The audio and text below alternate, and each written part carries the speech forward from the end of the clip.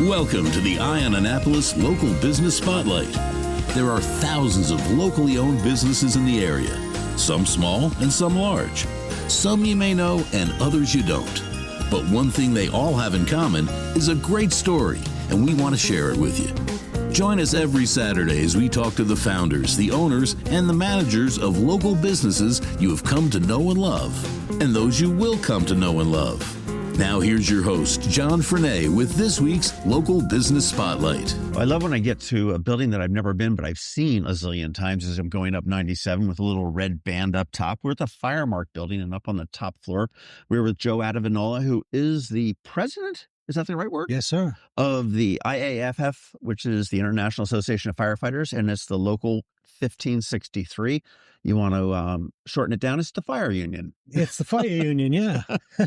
Thank you very much for inviting me up here. And I didn't realize that you guys were at this big of a facility. Yeah, like I say, our retirees, people that worked for the fire department years ago, had a local building in Odenton, Maryland, and they actually sold the building and property to a developer, and they invested it in this building. We have a 4-story building.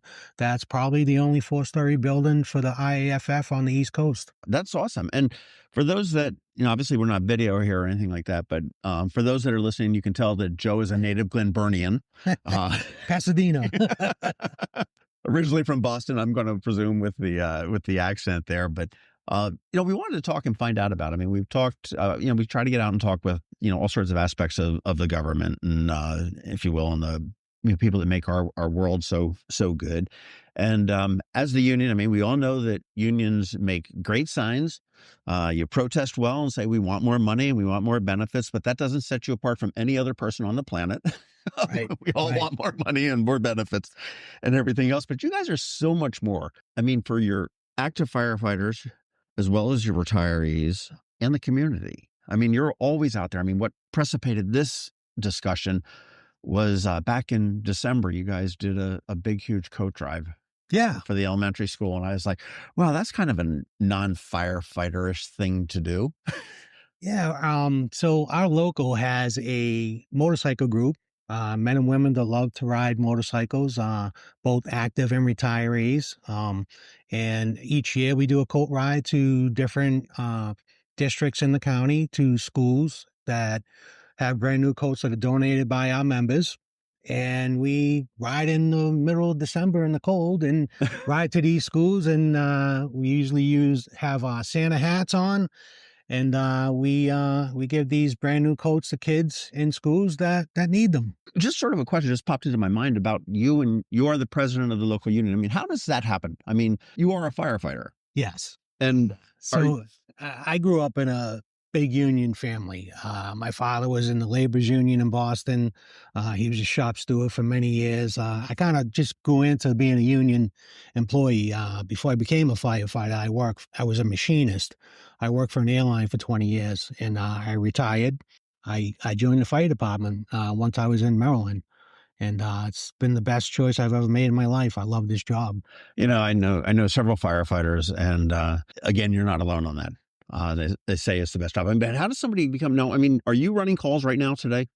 No. So as the union president, I'm in an administrative position. I don't work in the field. Okay. I represent close to 1,000 people. So. Okay. So you're very similar to like the school district where the president of the TAC takes essentially a leave from active teaching. Yes. Same thing in the police too. They do the same thing. Their president is. Okay. I'm not in the field. Okay. So, and do you run every year to get this, or is it? So my position, I run every 2 years. Okay. It's an elected position. You've been here for a while.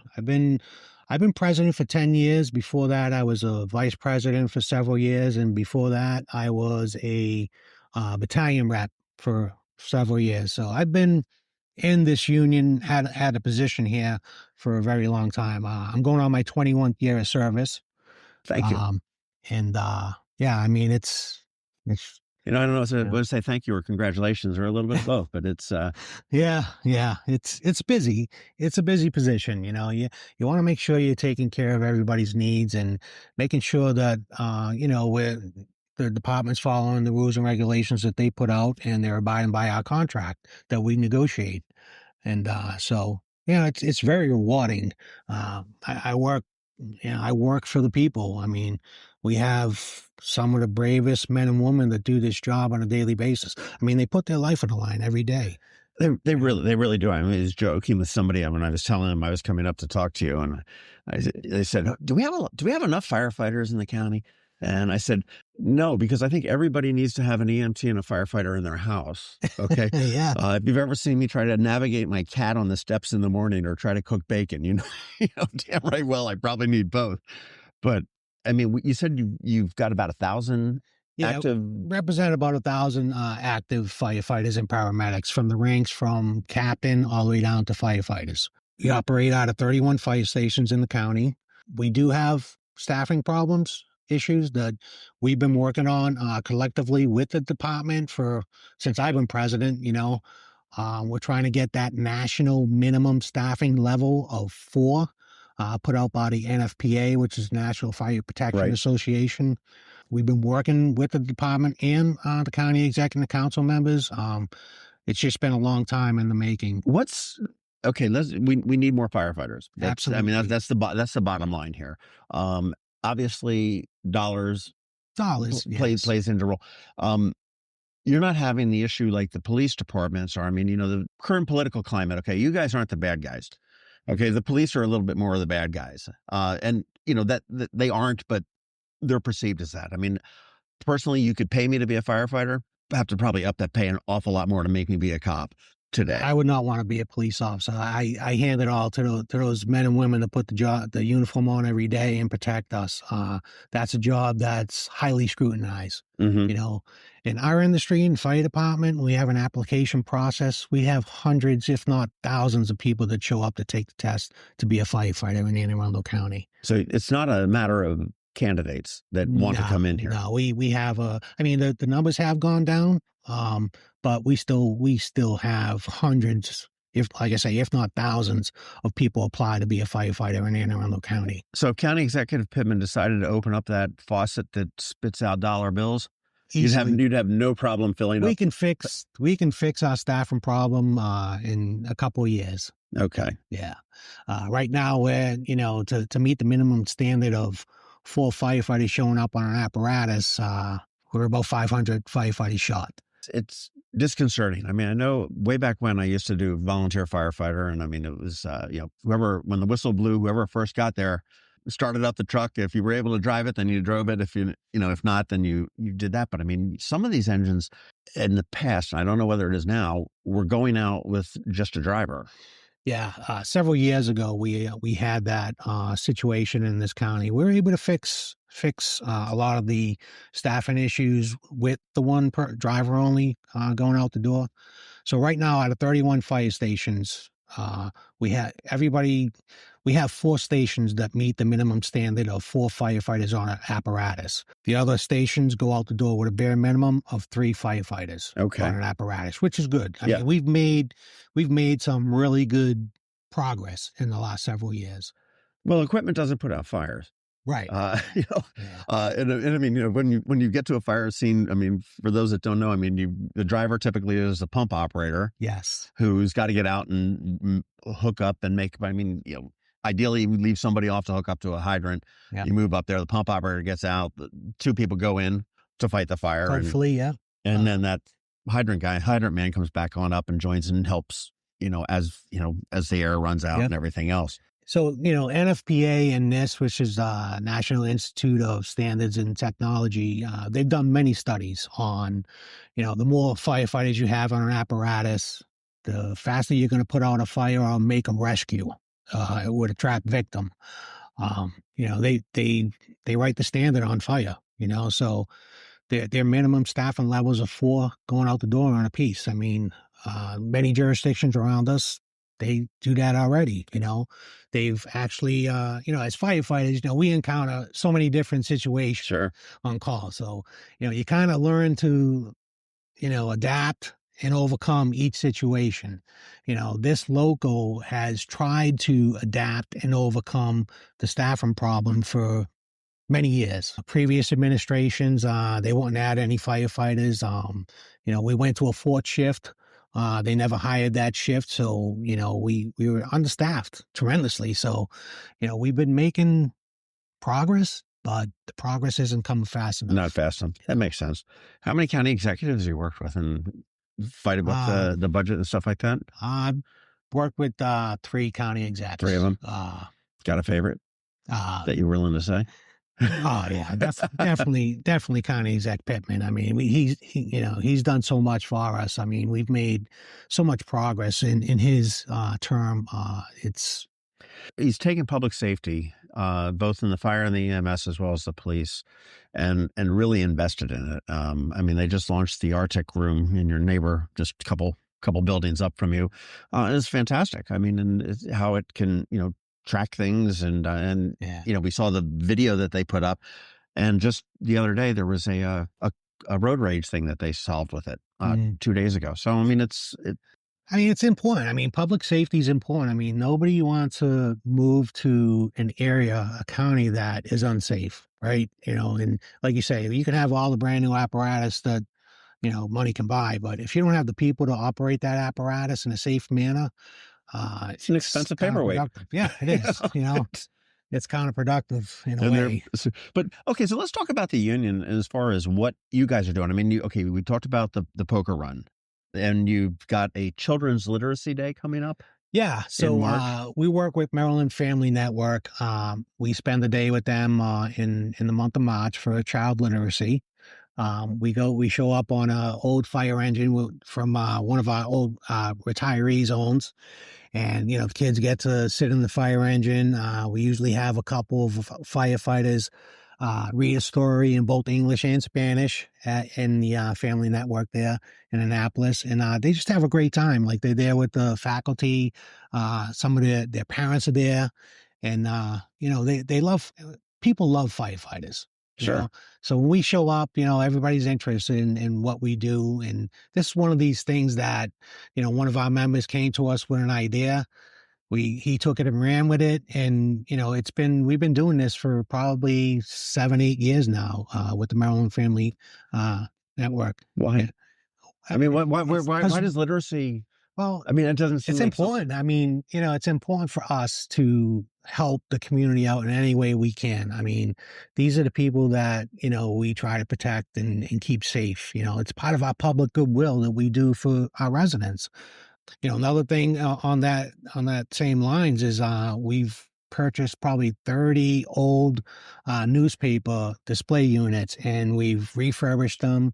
We've painted them like an Anne Arundel County fire engine, and striped them with, the fire words and everything to each specific district in the county. And we supply books from our members, donate books, and we fill these we call them little libraries throughout the whole county. I mean, we have That's maybe wonderful. 5 or 6 left out of 30 something. And, we usually meet with the county council in that area.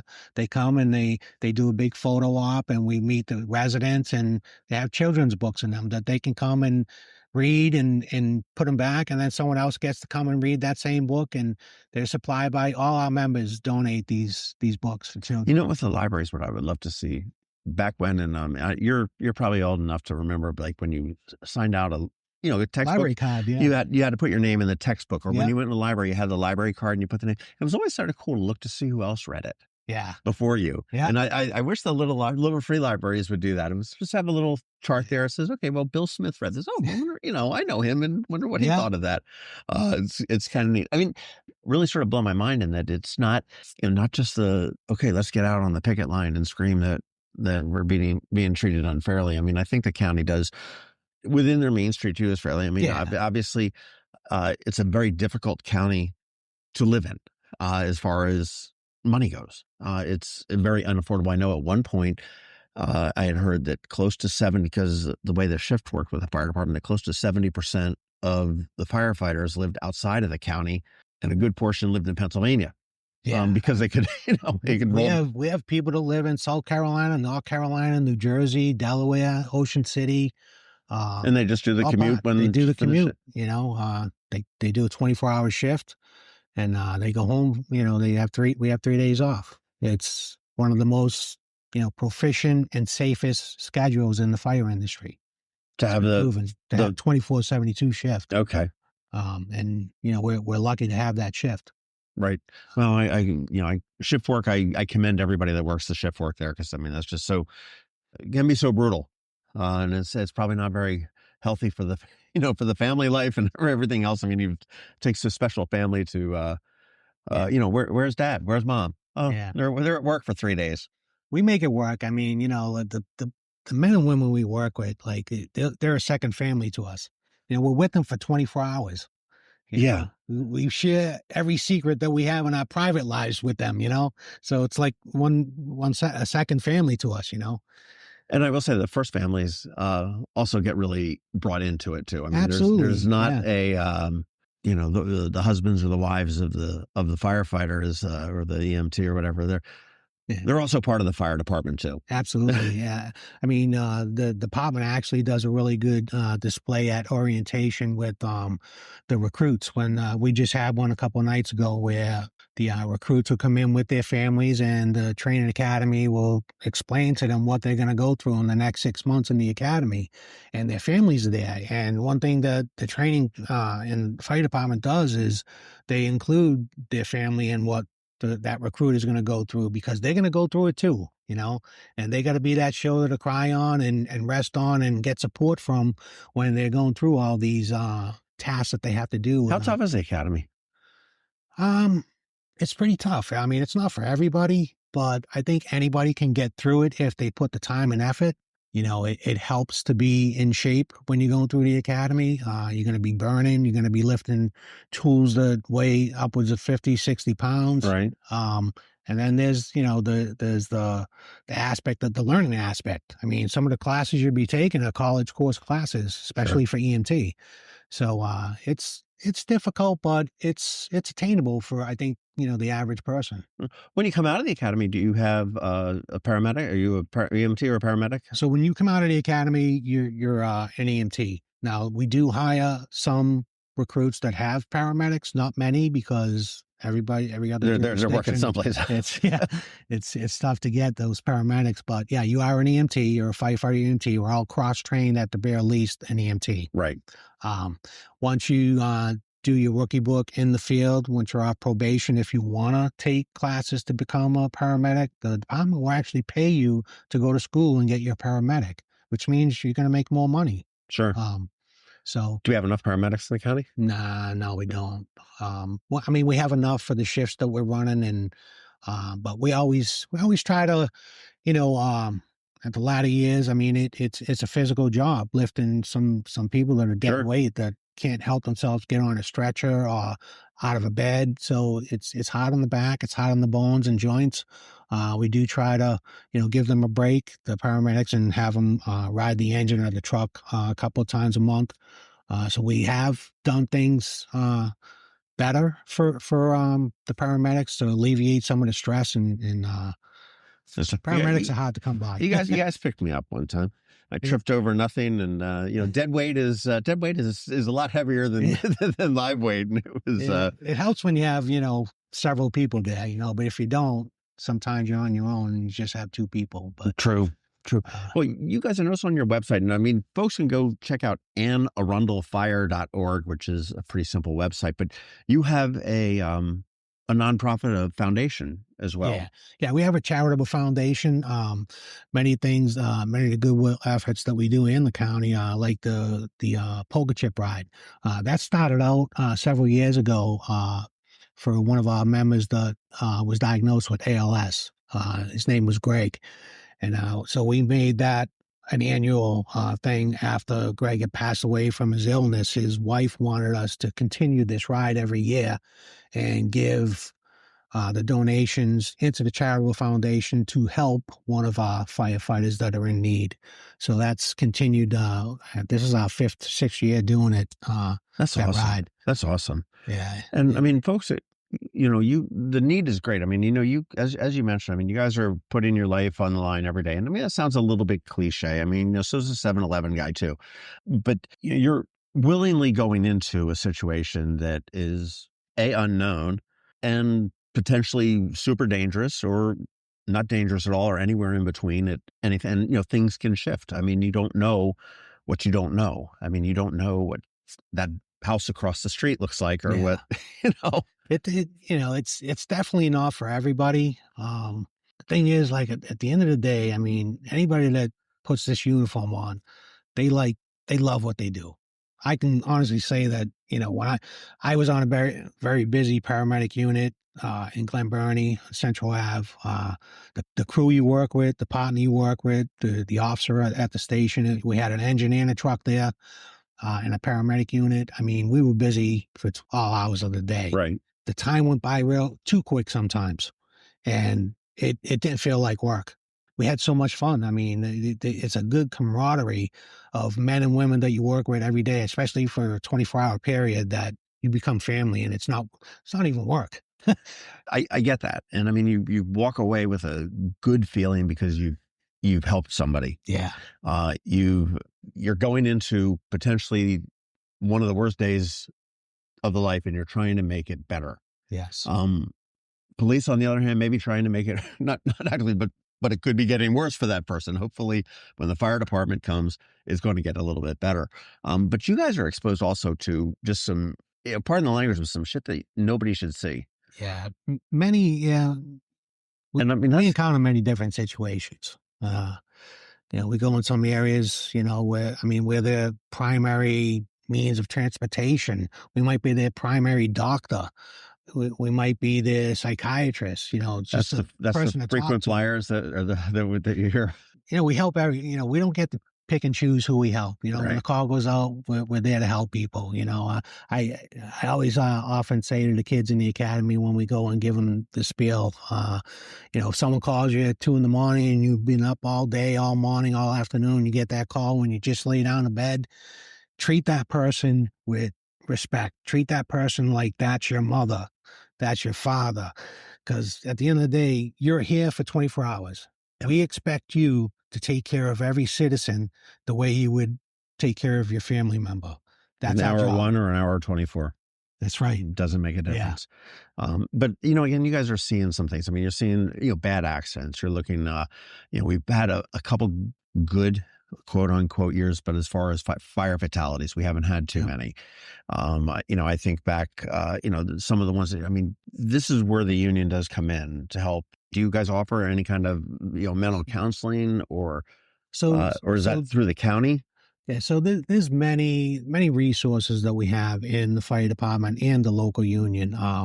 Even the international has a behavioral health and drug and alcohol rehab place in Upper Marlboro, Maryland. It opened up several years ago, and it helps people deal with behavioral health, drug problems, or alcohol problems that some of our members might seek to ease the pain of seeing such a bad situation.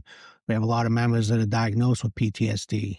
Before, years ago, it was just military people, but now it's people in the police, fire, EMS. Well, sure. We're starting to understand a whole lot more about, mental illness. Absolutely. And, some of it's permanent, some of it's temporary and able to be worked with. I mean, I know that the police went through the whole big thing with how to deal with somebody that, has a mental disability. They don't understand you. They can't behave the way that they want you to behave. Yeah. On your foundation, I assume that you can go on to the website again, AnneArundelFire.org, and contribute if you want to. Absolutely. Right? Yep. And that's just Yep. There's a space down below that says charitable organization that you can click on that and donate. Okay. And up here on the 4th floor of the Firemark building, which is actually, if you just come off of 97 North, you get into the Smyrna Park exit and make a big giant U-turn. And when you see a big red band around the top, that's it. We have a digital sign out front now. Yes. There you can't go. miss us. What else goes on here? You said you lease out the bottom 3 floors, but this is a big building. Do you have the whole top floor? Yeah, we occupy the whole top floor. We have Union Hall on the left side of the building, and that's where all the black balls are stored, right? And on the right side, we have offices. I have an office here. We have a hall manager that has an office. We have a vice president office. We have a secretary treasurer office. You said a hall manager? Yeah. So our hall manager? She's like a building administrator. Uh-huh. She takes care of all the hall rentals. She takes care of me. Okay. Any kind of computer things that I don't know. I mean, I couldn't do this job without her because she's very good. But you've got a hall up here that you can rent? Yes. We have Wow. a hall up here. We rent it out pretty much almost every weekend for weddings, birthday parties. You name it, we host it. That's pretty Yeah. cool. And we have a bar there in the hall that all our retirees and some of our active members bartend. We take a class, we're licensed, and we bartend in the hall. And it stays pretty rented frequently. That's pretty cool. Do you guys, Yeah. when I rent it, do you guys provide the booze, or do I bring it in? Or So is it- no, you bring. I mean, I know you don't give it to me, but Yeah, I mean, you bring the alcohol in, and our bartenders serve it. You also bring your food in, and we have a kitchen. We have a commercial grade kitchen if you want to cook there. and warm stuff up. And, your but so I caterers can can warm get any things up. caterer that I want to come in Absolutely, and bring my own anybody. DJ and stuff like Yep, that. absolutely. That's Yeah, you're gonna awesome. see some of the parties that come up here. They hire a decorator, an event planner. I mean, I they're don't know really whether nice. if you know the Eastport Fire Hall. Yeah. At all. Okay. It's a fire hall. Yeah, Okay. For those who know, it's a fire hall. There's 4 walls, a linoleum floor, and drop ceiling tile, and it's yeah. ugly beige paint and everything else. But I was This- talking to an event planner that did something there, and she was showing me the pictures, and I'm like, so where is this venue? And she's like, it's the Eastport Fire Hall. I said, get up. I mean, you can Yeah. really do a lot of great stuff in when you've got a clean canvas to work with. Yeah, I mean, our hall is. I mean, everybody that rents here, we usually get a couple more rentals off that same party. People are just amazed at how nice our building is. So yeah, plenty of parking. Yeah, plenty of parking. Very convenient. Yep. The Baltimore, Annapolis, probably even Washington just come off of Route 50 there. But you guys are coming up on what, 60 years? 60 years, yes. That's crazy. And you've been here for like a third of them. Yeah. Yeah. Yep. Yeah, we're gonna have a big 60th anniversary banquet here. We're looking at vendors right now.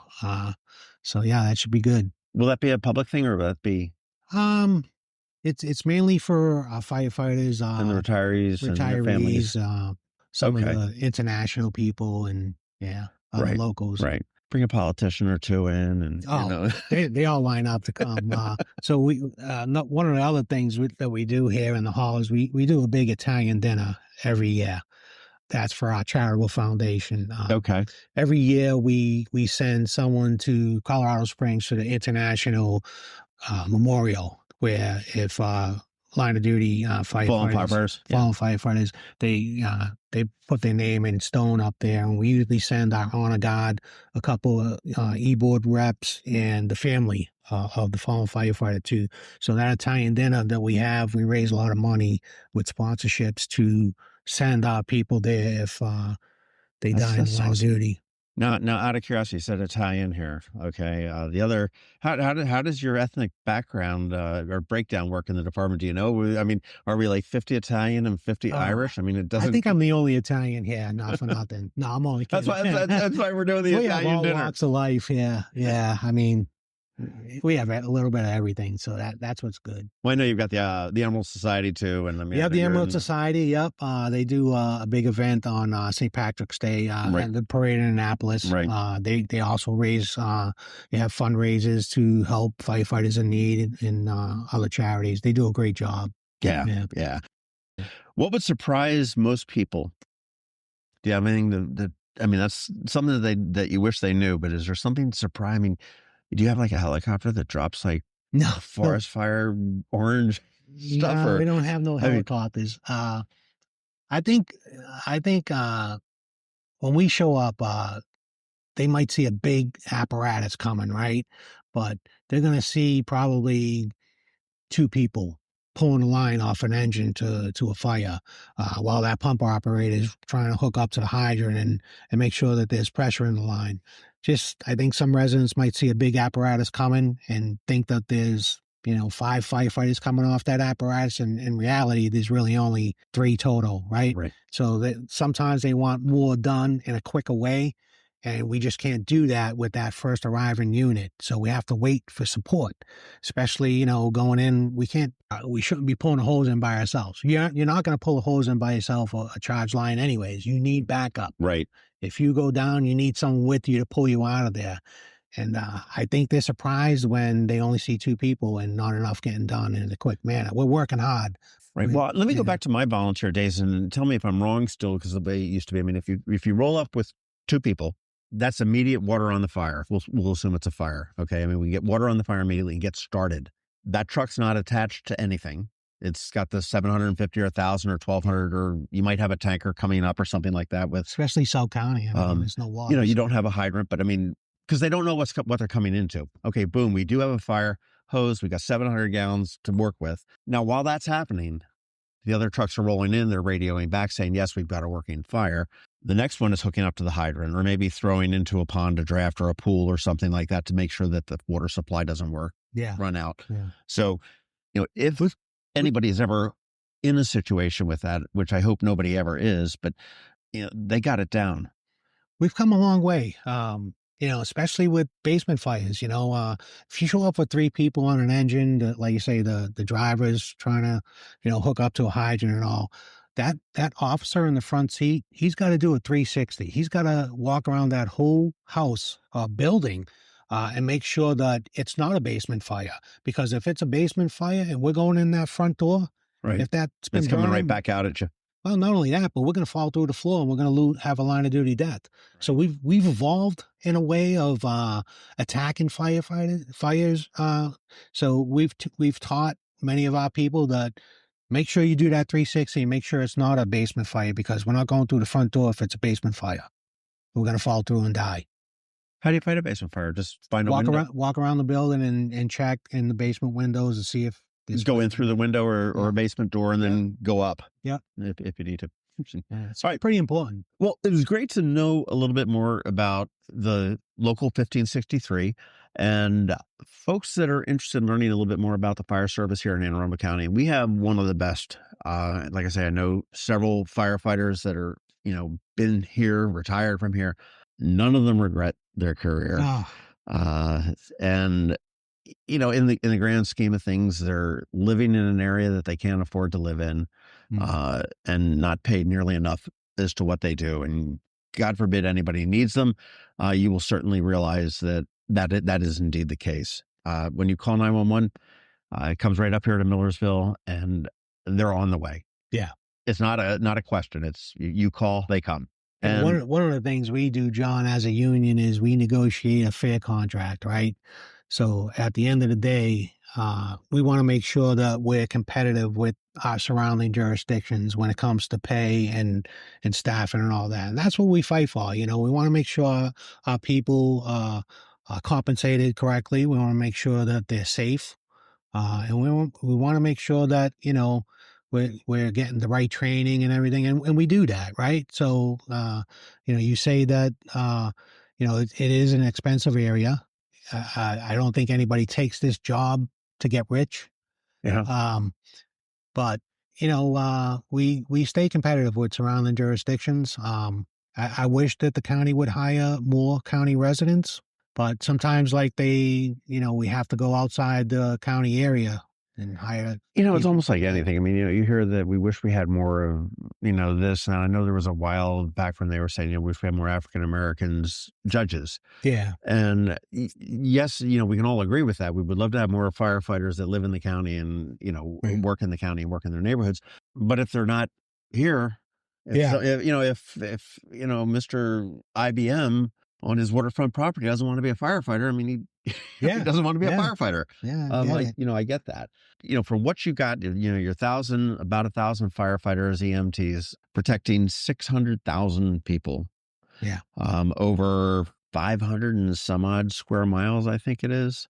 Largest shoreline of homes in the country, in Anne Arundel County. And when you look at the variety of Anne Arundel County, you could be up at Glen Burnie at Empire Towers fighting a high-rise building, 8 floors there or something, maybe 10 floors. You just think of the 70s movie, The Towering Inferno. You know, you've got that. You've got the high density up areas up in Brooklyn Park and in Glen Burnie that you deal with. Yet you also have the tobacco barns down in South County, and you've got some of the watermen's places down in, you know, Deal and even way beyond these, little peninsulas down there. Just a really wide variety of instances you got to deal with. I think it almost, in some cases, would probably be a lot easier to be a firefighter in Boston or New York because, I mean, you're dealing with tall buildings. You know exactly You have what it water is. You put supply your at hose every back on, corner, you go up yeah, the steps, and and you have, correct staffing. I mean, at the end of the day, I think everybody that puts the uniform on knows that it's a very dangerous job. The chances of us having lifelong injuries and illnesses is very high. Some of us probably going to get, a lot of us are going to get cancer. yeah. I mean, 70% of line of duty deaths in the fire industry are due to cancer, you know? Well, I know at one point that was with the PCBs in transformers and Yeah. electrical distribution when they would burn up and blow. And I think even Anne Arundel County at one point had an issue in the training academy with some of the things that they were using. We're exposed to so many chemicals, cancer-causing chemicals, PFAS, polyfluoroalkyl substances. I mean, it's even found in our gear. The vapor barrier in our gear, there's polyfluoroalkyl substances, and the IAFF is trying to work with manufacturers to develop a turnout gear that does not have these PFAS in them. Like I say, But there's not a lot of compromise on There turnout gear isn't. because you need to have, you got to have it. It's the lesser of two evils, I guess. They think, I don't know, but we're always working. We're always trying to make strides to keep our members safe. I guess you've got, the prevalence of cancer. I mean, you've got carcinogens naturally in what burns and stuff like that. I mean, how prevalent is that? I mean, how do you, as an organization, deal with that? I mean, you've got folks that are battling different types of cancer, whether they're retired or active. We do. Luckily, in Maryland, we have presumptive laws that protect firefighters with heart disease, hypertension, lung disease, 15 different cancers that occupational cancers. We have that. We partner with the Wellness House out of Annapolis that actually helps families that are impacted by someone in their family getting cancer. It's a wonderful organization. Oh, it's so every May and October of every year we sell T-shirts, and all the profits for the T-shirts goes directly to the Wellness House of Annapolis. They welcome anybody. It's a free service. Anybody in the state of Maryland, really. I mean, mostly in Anne Arundel County. And we go there every summer. They have a kids camp there every summer, and we take an engine, truck, and paramedic unit down there, and the kids get to get on the apparatus. We teach them about fire safety. We supply them with lunch for the day. It's really fun. It's good. It's a good organization that helps a lot of these families dealing with cancer, supporting them. It really does. And when you are battling cancer, though, I mean, again, just as your family is part of your work family as well, battling cancer is not something anybody does alone. No. You need the support. You need a support. You need a support group. And Wellness House does a great job with that. I know that both for the family, I've said that it's similar to like the Ronald McDonald House on the whole. It's they're right on like a horse farm. Mosque Farm there. That's, healing with horses. They do oncology yoga. They also do meditation therapy. But they're a large organization. They're very welcoming to anybody that comes there, and we're so proud that we made that connection and we partner with them. We need to protect the people that protect us, and we need to treat them as well as we possibly can. Again, AnneArundelFire.org. Learn a lot more about it. And I will speak on behalf of the 600 and X number thousand people in the county, but I want to thank you and everybody that works for the fire department, for what you do day in, day out. And thank God you come when we call. Yeah. Well, we appreciate, the residents that we serve and protect. I mean, like I say, it's a job like no other where you feel that you've made a difference in people's lives. And, like I say, we love what we do. It's I can't stress that enough, and we're proud. We're proud firefighters and paramedics. Thanks for listening to this week's Local Business Spotlight. Please make sure to visit eyeonannapolis.net for all your local news, events, and opinion. And in case you haven't already, please subscribe to the Eye on Annapolis Daily News Brief, where we bring you all the day's local news direct to your phone, tablet, or computer in about 10 minutes. It comes to you at 6 a.m. every Monday through Friday, and you can subscribe on Apple Podcasts, Google Podcasts, or wherever you get your podcasts.